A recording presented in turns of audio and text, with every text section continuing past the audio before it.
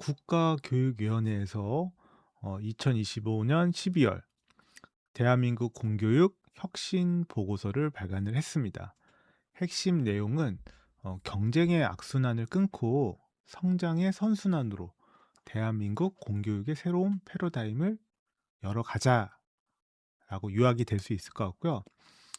국가교육위원회의 취지는 어떤 국가 정책의 중장기적 안정성 혹은 비전 혹은 사회적 합의를 통해 교육의 백년지 대계를 실천하자라는 좋은 취지예요. 근데 제가 개인적으로 생각하기에는 우리나라는 너무나 이런 행정, 뭐 교육부로 통칭되는 행정의 통제가 과도하다.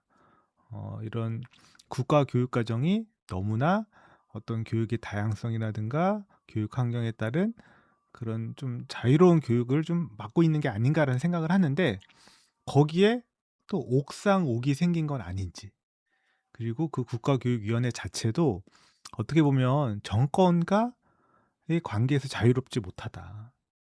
백년지 대계를 꿈꾸지만 정권에 따라 국가교육위원회도 결국은 영향을 받을 수밖에 없다라고 저는 생각을 합니다.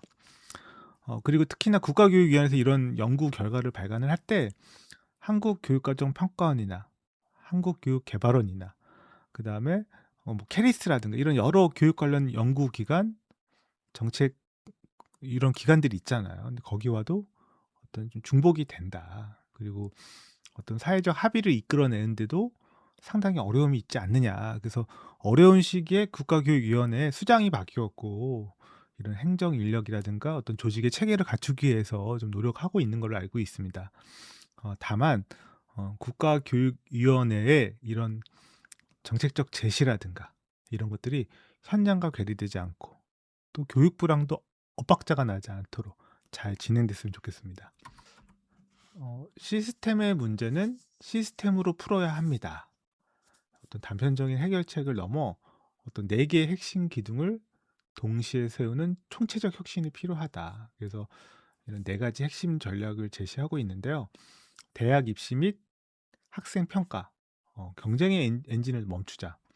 대학 및 고교 서열화, 어떤 기울어진 운동장은 바로잡자. 그다음에 고교 학점제 및 교육과정, 학생 성장을 위한 교육 정상화, 그리고 교사 역량 및 지원, 변화를 이끌 주체를 강화하자. 이 네 가지가 분리될 수 없고 함께 추진될 때 비로소 선순환이 만들어질 수 있다.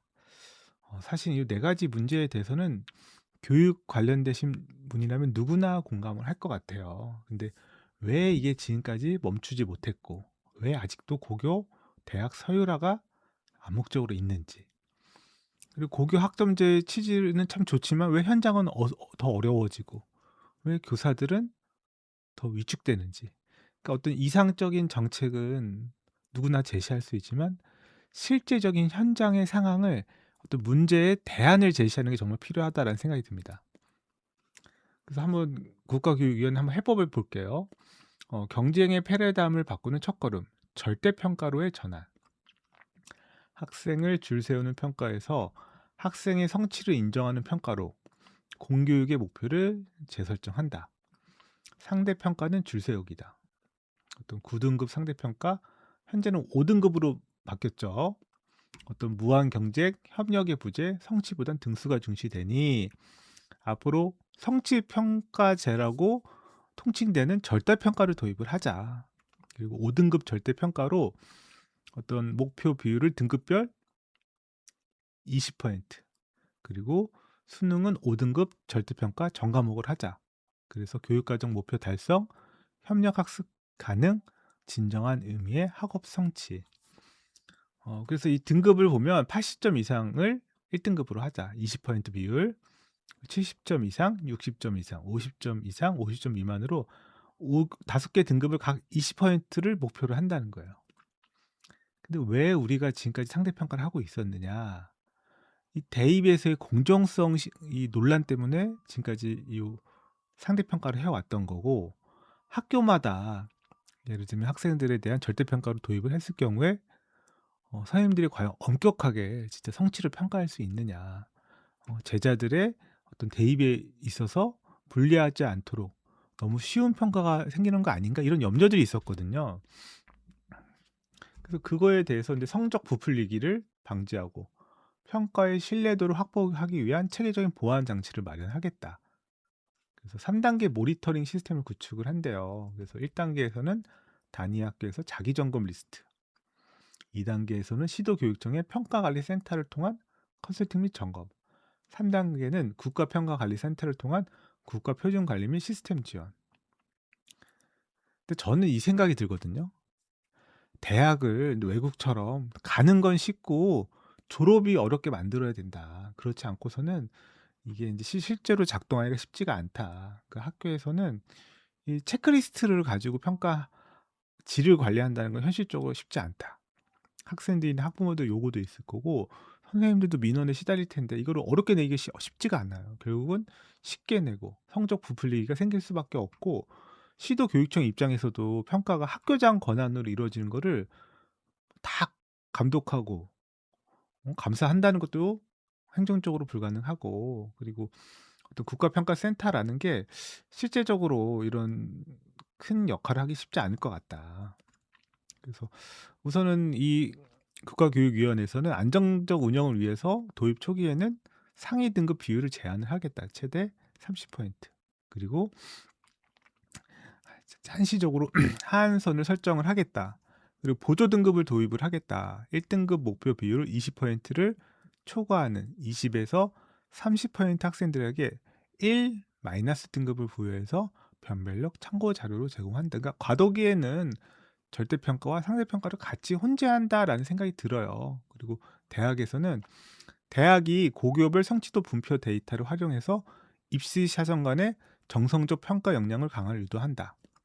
예로 고려대, 서강대 진로 선택 과목 성적 변화 방식을 참고해라.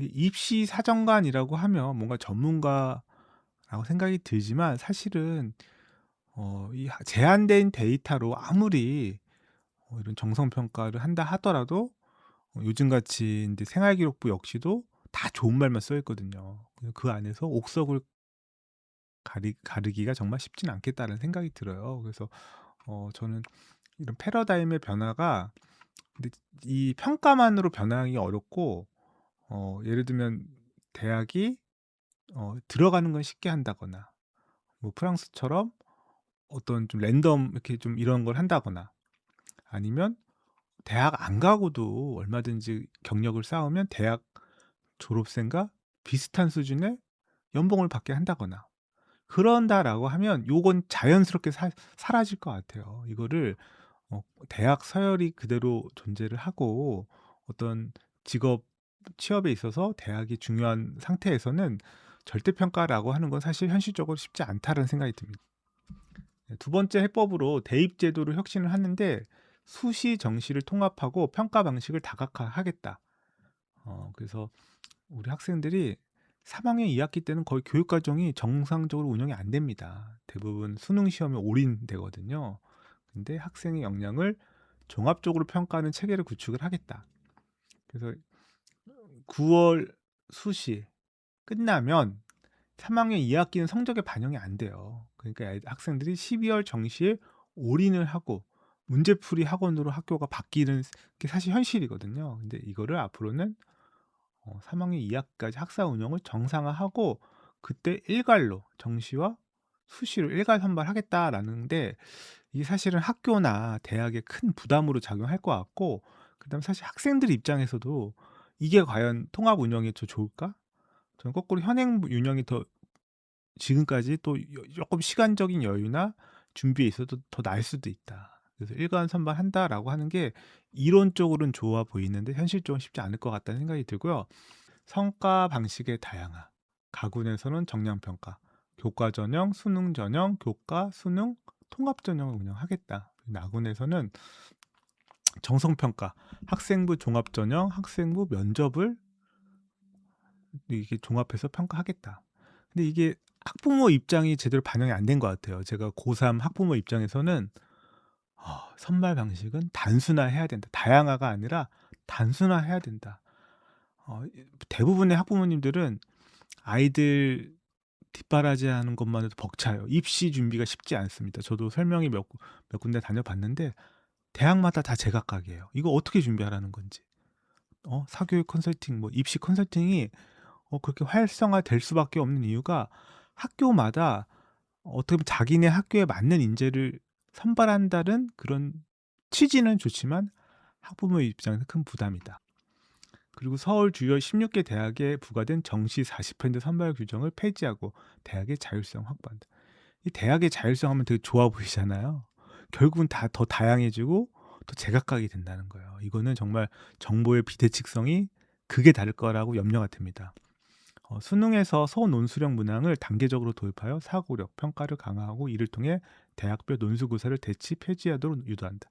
이거야말로 또 큰 문제죠. 서논술형 문항이 평상시 교육 과정에서 우리 학생들이 서논술형, 논술 쓰기에 대해서 배운 적이 있냐고요. 저도 대학을 처음 갈 때 논술 시험이 있더라고요. 제가 교대를 가는데 사실은 한 번도 논술에 대해서 제대로 배워본 적이 없는 거예요. 그런 대학 논술에 대해서.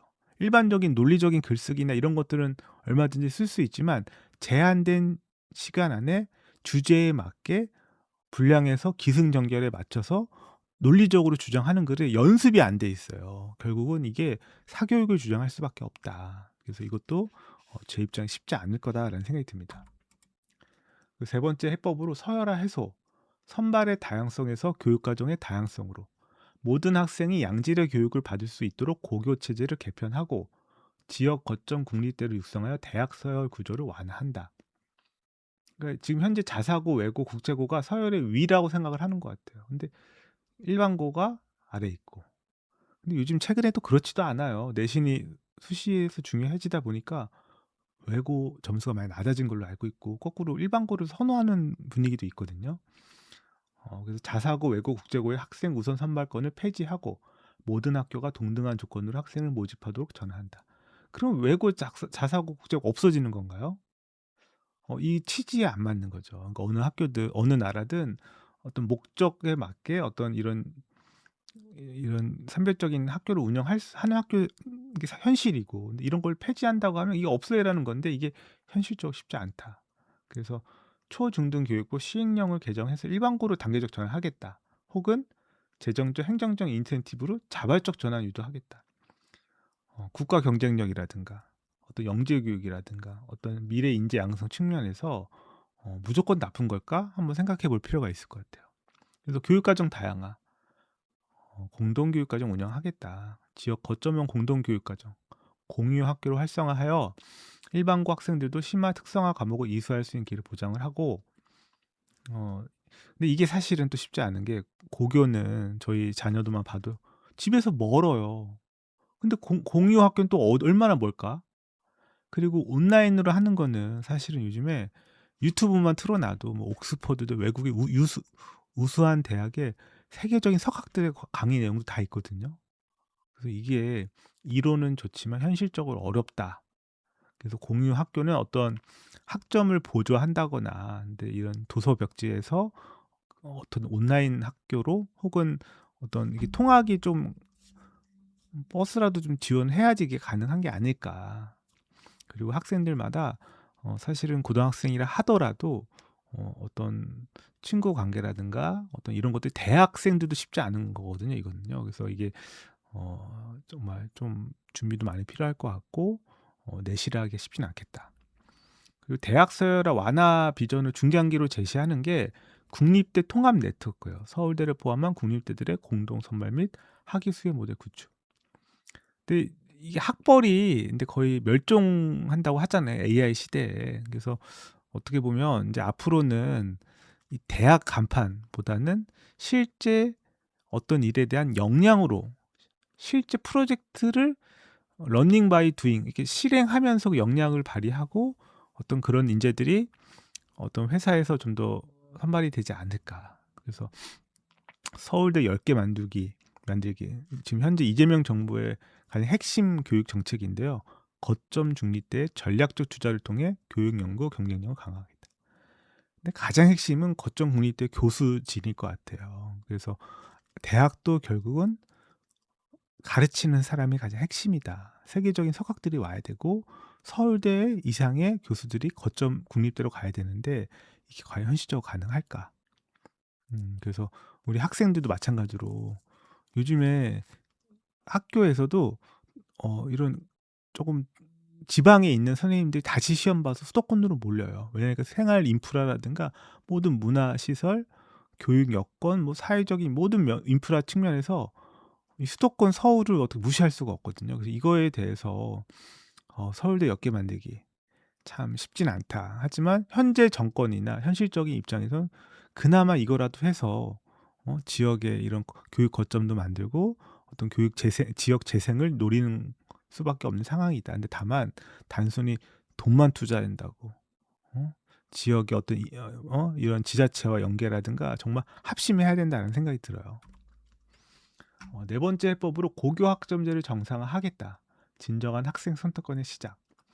상대평가의 족쇄를 풀 때 비로소 학생들은 성적이 아닌 자신의 진로와 적성에 따라 과목을 선택하고 성장할 수 있다. 그래서 상대평가, 내신경제, 고교학점제 모든 핵심 키가 바로 절대평가다라고 주장을 하고 있습니다.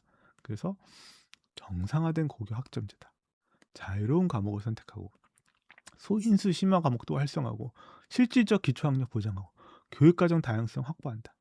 야, 근데 이게 쉽지가 않아요. 이게 고교 학점제가 되려면 우수한 어떤 양질의 학생들이 특정 대, 예를 들면 서울에 있는 뭐 SK 스카이 뭐 명문대에 간 학생들은 이런 게 가능해요. 근데 일반적인 학생들은 손이 많이 가요.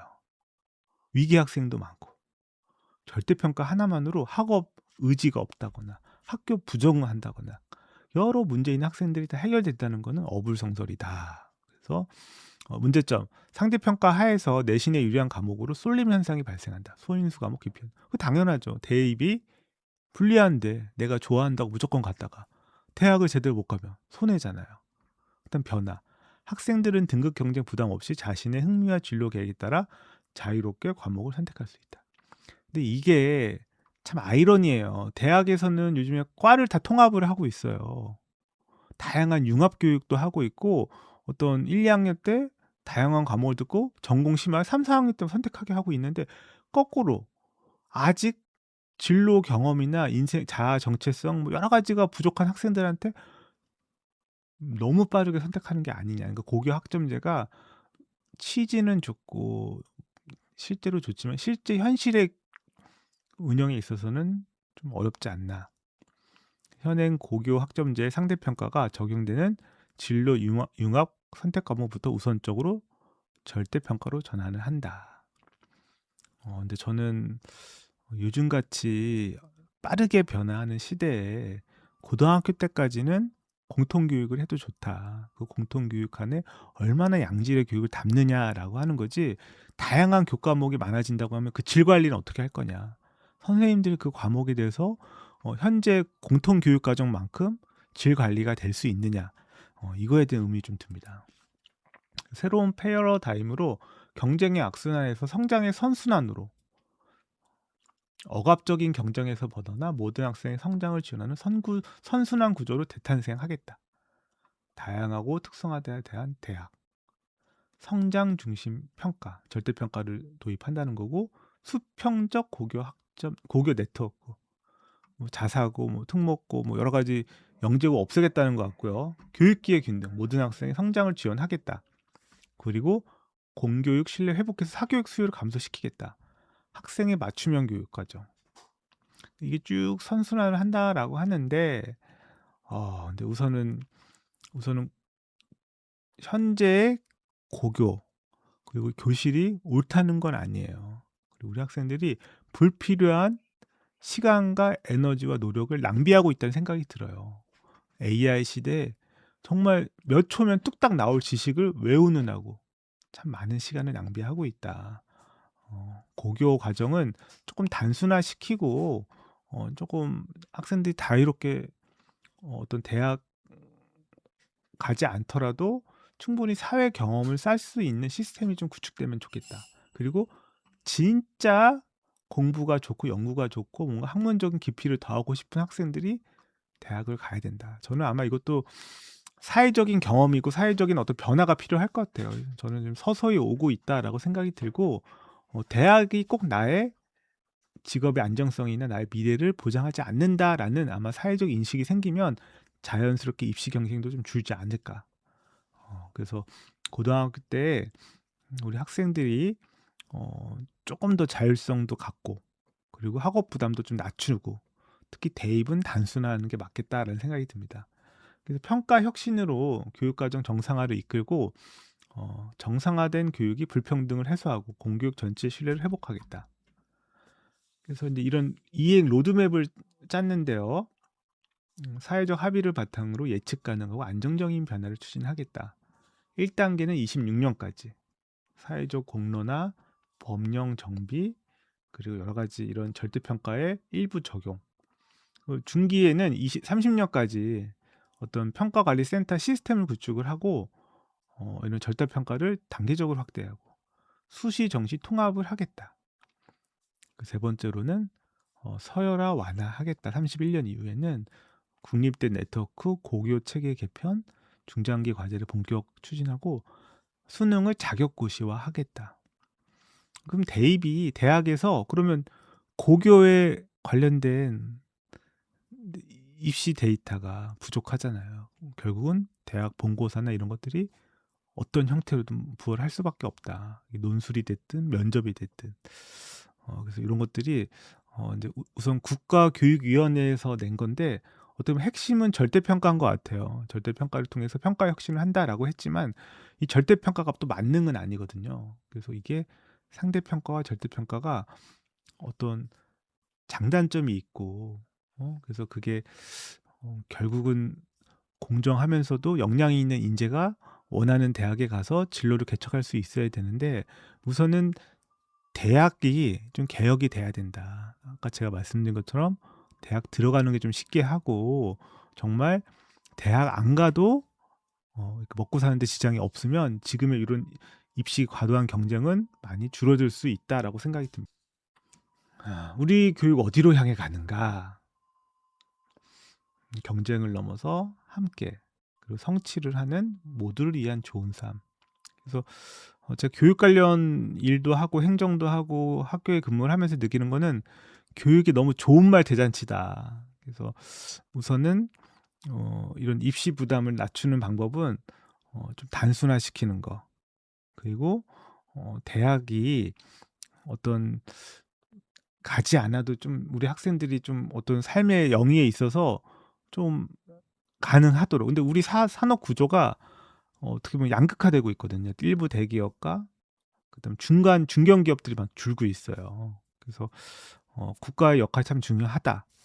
일자리가 근데 대기업들은 별로 사람이 많이 필요 없어요. 공장도 다 해외에 있고 이 소수의 이 엘리트들만 필요한 상태고 또 많은 학생들은 엘리트 교육을 받고 있거든요. 그리고 이런 중소기업은 점점 열악하고 임금 격차가 벌어지고 외국인 노동자가 그 자리를 차지하고 있고. 근데 우리 학생들이 그러면 사회에 나와서 내가 원하던 그런 엘리트 대기업에 취직이 못하면 대부분 또 많은 학생들이 그냥 집에서 그냥 취업 자체를 포기하거나 자포자기하는 학생들이 많이 늘고 있는 걸로 알고 있거든요. 근데 이런 상황에서 사실은 양질의 일자리 만드는 것과 이 교육 계획이 병행되어야 한다. 그리고 중소기업 이런 질 관리나 이런 처우가 개선돼야 되고 대기업이 다 외국으로 빠지는데 근데 저는 이게 사회적 합의가 그거야말로 필요한 것 같아요. 저는 미국의 트럼프 대통령이 여러 생산 공장을 미국으로 다시 유치를 하고 특히나 애플 같은 그런 기업들을 다시 미국으로 돌아오게 하고 있잖아요. 우리나라도 이제는 기업하기 좋은 나라로 가야 된다. 공장이 다시 한국에 들어와야 된다. 베트남 뭐 여기 동남아로 가고 막 이런 게 인도로 가고 이런 게 아니라 한국으로 다시 공장이 오고 거기서 사회적 합의를 통해서 인건비라든가 여러 가지 기업 운영에 유리한 그런 제도를 좀 만들어 달라. 그러면서 결국은 이런 경제 이런 게 되게 깊은 연관이 있다. 네, 그래서 오늘은 이렇게 생각을 정리했고요. 저는 국가교육위원회에 대해서 기대가 큰 만큼 약간은 실망도 했던 게 사실이에요. 그래서 국가교육위원회에서 이런 혁신 보고서를 했지만 기존의 한국교육개발원의 그런 연구랑 비교했을 때 우선은 이게 사회적 합의가 됐느냐, 그리고 어떤 대규모 설문이라든가, 그리고 어떤 여러 단체의 입장을 좀 잘 조율을 했느냐, 그리고 특히 현장 교사들이나 학부모들의 입장을 잘 대변하고 있느냐, 이거 한번 검토해 볼 필요가 있다라는 생각이 들고, 국가교육위원회가 정말 제 몫을 하기 위해서는 거기에 맞는 권한과 또 책임, 그리고 국가 비전의 안정성을 좀 보장해야 된다. 그래서 그게 현재 법률로도 물론 보장이 되어 있지만 정책으로 완성되고, 그리고 거기에 사회적 신뢰가 쌓여야 된다라고 생각이 듭니다.